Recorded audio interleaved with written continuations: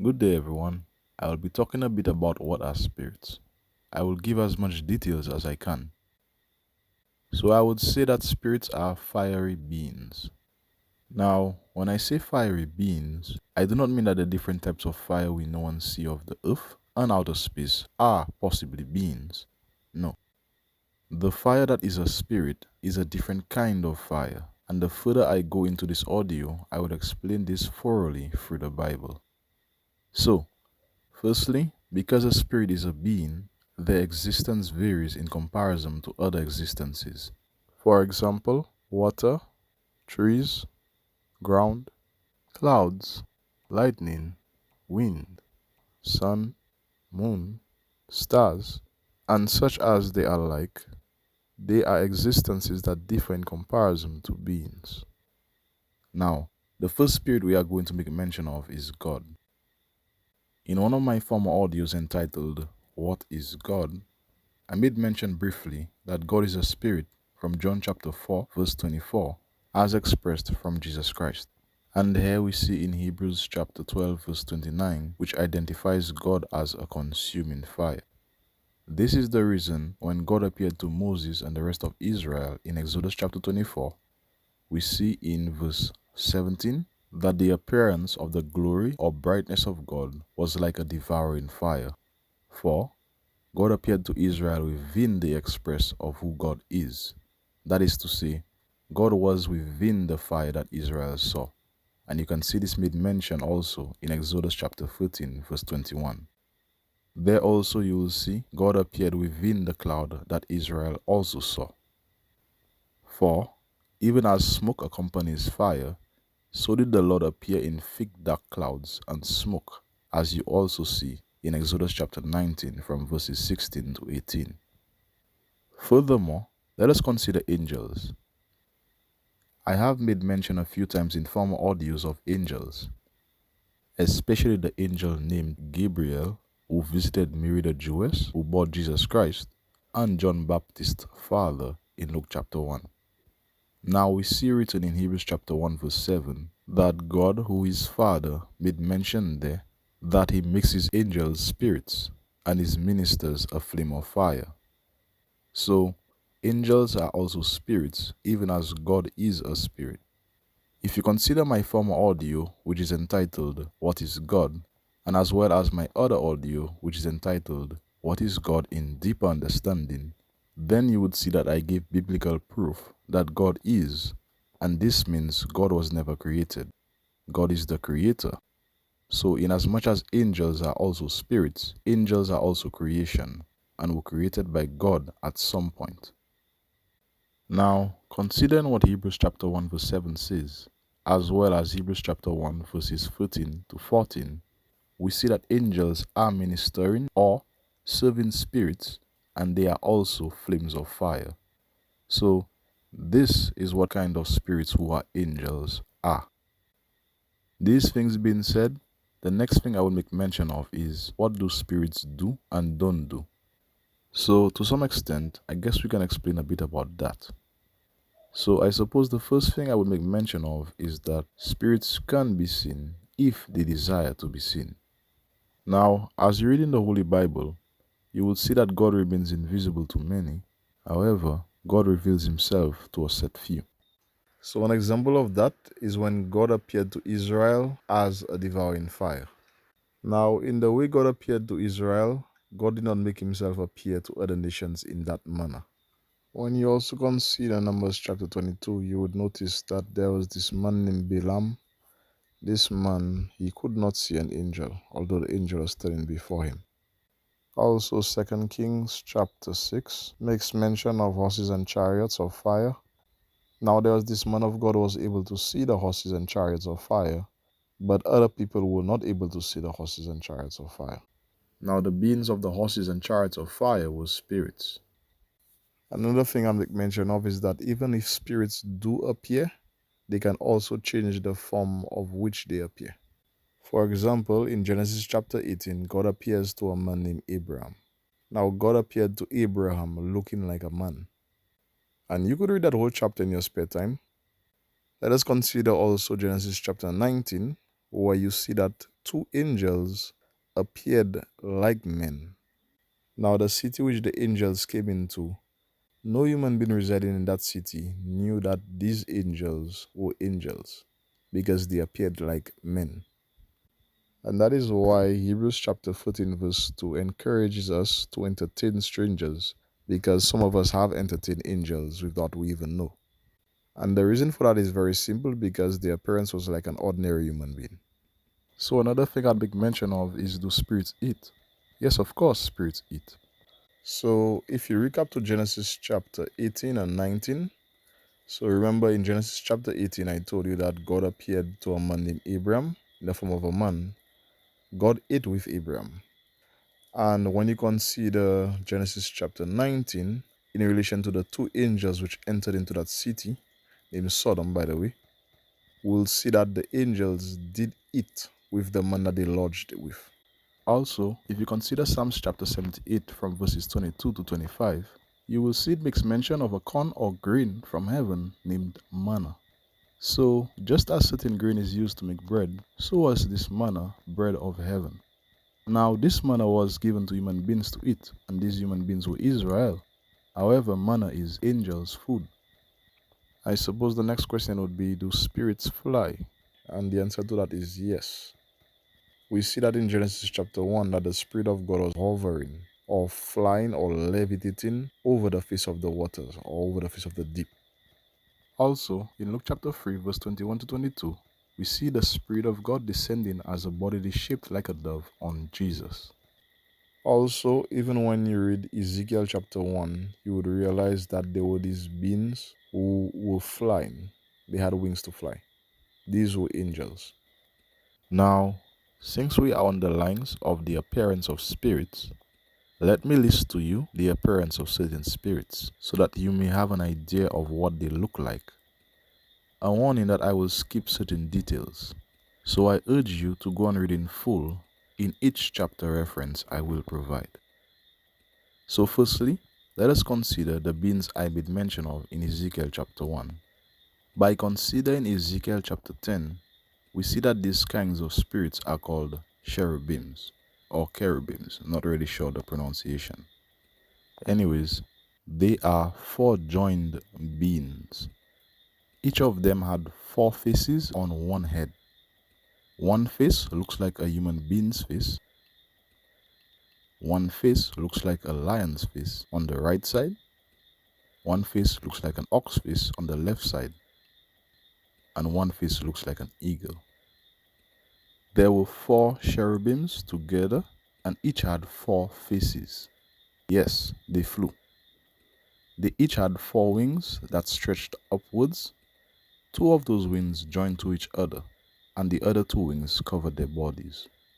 Their hands looked like human beings' hands. Their feet were straight feet, and the soles of their feet was calves' soles. Furthermore, the cherubim had eyes all over their bodies and wings. The cherubims also had something called a wheel that followed them wherever they went. Shaped as a wheel, yes. But it was also a living being who was part of the cherubim, and it had eyes all around them also. And I'm sure that most of you, first time you're hearing these kinds of descriptions. So let us continue to another kind of angel. So there is another kind of angel named a cherub or a cherub. Sometimes I pronounce it as cherub. Now, little detail was given of them, but by Ezekiel chapters 1 and 10, we know that the cherub has the face of an ox. Also, by Ezekiel chapter 28, there was a cherub made mention of, by the which its body is filled with precious gemstones outwardly, and inwardly various musical instruments. Furthermore, there are spirits who are horses and chariots of fire. You can see that in 2 Kings chapter 6 from verses 15 to 17, but I urge you to read the entire chapter. That way you will see the full picture. There are also spirits who are shaped like locusts. Now these spirits had faces of men. Their hair was as the hair of women. Their teeth was as the teeth of lions. They had wings also, and they had tails as scorpions. You can read of this in Revelation chapter 9 from verses 1 through 11.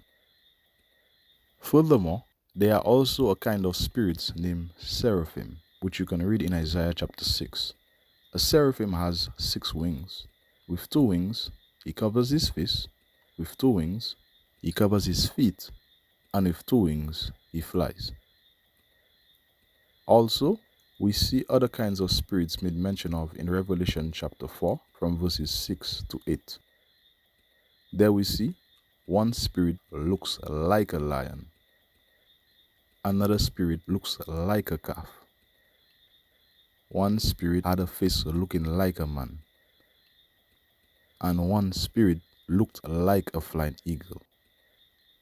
Each of those 4 spirits had 6 wings, and they were full of eyes all over them also.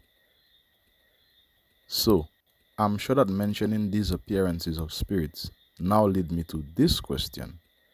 Are all spirits good? The answer is no. However, all spirits were created good, and by good I mean in character.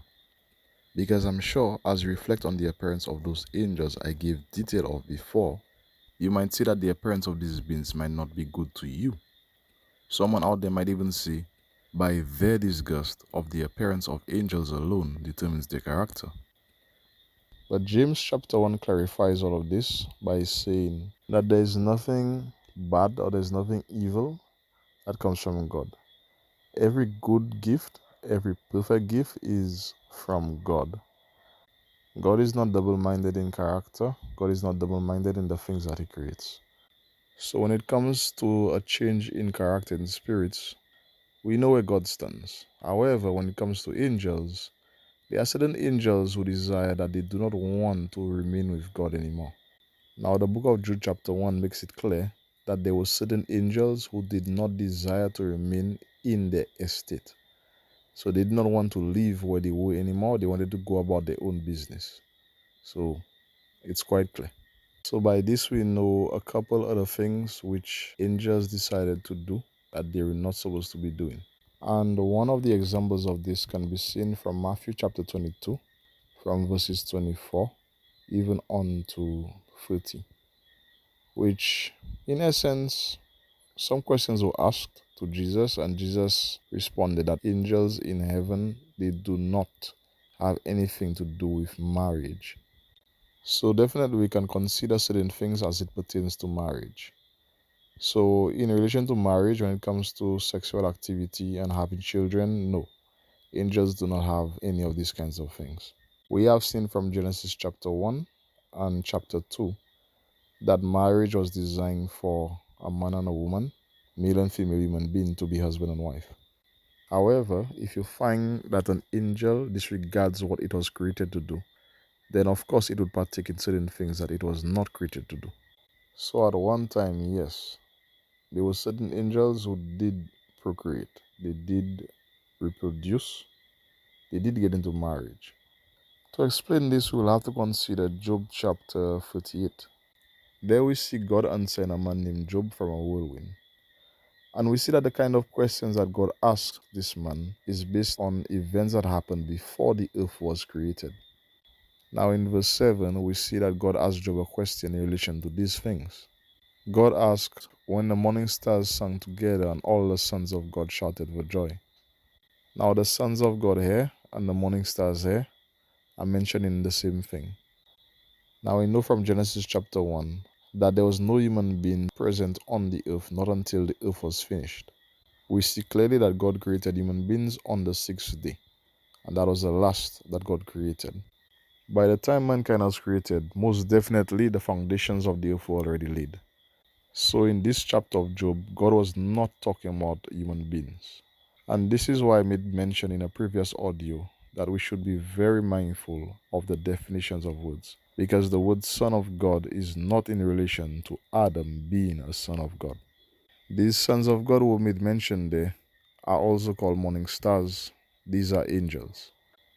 That is why these same sons of God are also made mention of in Genesis chapter 6.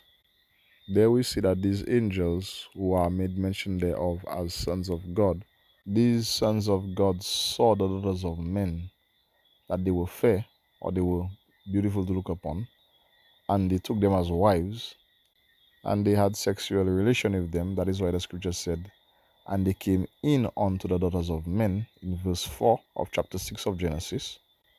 And because of that, in those days and even afterwards, actually, giants were born in the earth. So giants were a mixture of angels and female human beings who give birth to them. So yes, female human beings, and this is why they were identified as daughters of men, even as male human beings are identified as sons of men. Now there are some people who will say that no, that's not right, that's not true. However, that's their opinion. Remember I made mention before that Adam and his wife, they were the first two human beings on the earth. And Adam was considered a son of God. However, Adam died in relation to him being a son of God. So that is why when the angel Gabriel came to Mary on behalf of Jesus, the angel Gabriel said, that holy thing which shall be born unto you shall be called the Son of God. And we see in John chapter 3, it is said that Jesus was the only begotten Son of God. John chapter 1 even makes it clear that Jesus is the only begotten of the Father. Therefore, in Genesis chapter 6 and even thereafter, when it comes to human beings being sons of God, there were no sons of God upon the earth. Reading John chapter 1 verse 12 makes it clear that it is because of Jesus that any human being is able to be a son of God once more. And that is my only take up on this topic, at least for now. What's left to say in relation to the things that I have just said is this. Spirits are not human beings. Spirits are spirits. Human beings are souls. There's a difference. Now we see in Genesis chapter 2 verse 7 that human beings are living souls. I say this because we need to understand that the kind of body of spirits are not the same as the kind of bodies of human beings. As it is written, there is a natural body and a spiritual body in 1 Corinthians chapter 15 verse 44. Remember the place I spoke of in Genesis chapter 19? The place that the two angels who appeared as men visited? This place was also made mention of in Jude chapter 1 verse 7. For as the angels who left their first estate and habitation is made mention of in the verse before this, it is said of the human beings of these cities that they did even as the angels of Genesis chapter 16, which means the Holy Scripture is saying of those angels and human beings, they went after strange flesh. Now, the reason this is counted as strange flesh is because besides other things, the male human being with his body was made for the female human being with her body, and not that of an angel who have taken on a form of a male human being. Neither was the body of an angel of any form made for the body of a human being. So, the women of Genesis chapter 6 and afterwards knew this, as well as the citizens of those cities in Genesis chapter 19 knew this, but yet they chose otherwise. For both spirits and souls have the right of choice. Even as I have said, they are both beings. So I suppose the next question would be, where do spirits live? Now remember, Jude chapter 1 verse 6 already made clear that angels left their first estate. So by this we know that there are angels who do not stay where they were created to stay. And definitely based on what we read in Genesis, we know that they came to stay on earth. Now reflecting on the angel Gabriel, which in Luke chapter 1 verse 26 it is mentioned that the angel Gabriel was sent from God. By this we know that angels come from God. So seeing that angels come from God, the next question would be, where does God dwell? Now Jeremiah chapter 23 verse 23 to 24, God makes it clear that he dwells everywhere. He fills up heaven and earth. So if there was a quantity to describe God, God fills up heaven and earth. Therefore, angels, they dwell everywhere. Now, being that angels are ministering spirits, it means that everywhere in the earth, there are angels assigned by God to minister unto people. Now, in a former audio, I made mention that God is three but one. Now, the reason I make mention of this is that God, who is Father, has never made his appearance upon the earth. Hence the reason John chapter 1 verse 18 says, "No man hath seen God at any time. The only begotten Son, which is in the bosom of the Father, ye have declared him." Now I am quite sure that God, who is Father, has never made his appearance upon the earth or to any man, by reason of who he is. He is a consuming fire. And that is why in Revelation chapter 20, verse 11, when God the Father appears on the great white throne, heaven and earth runs away, they flee, and there is no place for them to hide. And that is why a verse like Psalm chapter 97, verse 5 speaks of the hills melting like wax in the presence of the Lord, who is God. So currently the place that God the Father dwells until the end of time is the place which we call heaven. Not to be confused with Genesis chapter 1, which speaks of the firmament, and I made mention that the firmament is what we call as space today, or the universe today. Not that. As you consider Deuteronomy chapter 10, verse 14, you see it says, "Behold, the heaven and the heaven of heavens is the Lord's thy God, the earth also with all that therein is." So the heaven is a place on its own, and the heaven of heavens is also a place on its own. Now, Psalms chapter 68, verse 33 speaks of God, where it says, "He rides upon the heavens of heavens." So this is where God, who is Father, dwells, upon the heavens of heavens. Also, by Revelation chapter 5, verse 11, we know that there are numerous angels in the heaven of heavens, where God the Father dwells. Now, the heaven of heavens is also a place called the third heaven or paradise. Sometimes it is also called the Holy Hill or Zion. And I believe that it is best to make a separate audio as pertaining to the location of the heaven of heavens. And with that being said, I will make an end of this audio. I will continue to make audios in relation to the definitions of the Bible. So, be loved, stay blessed, stay tuned.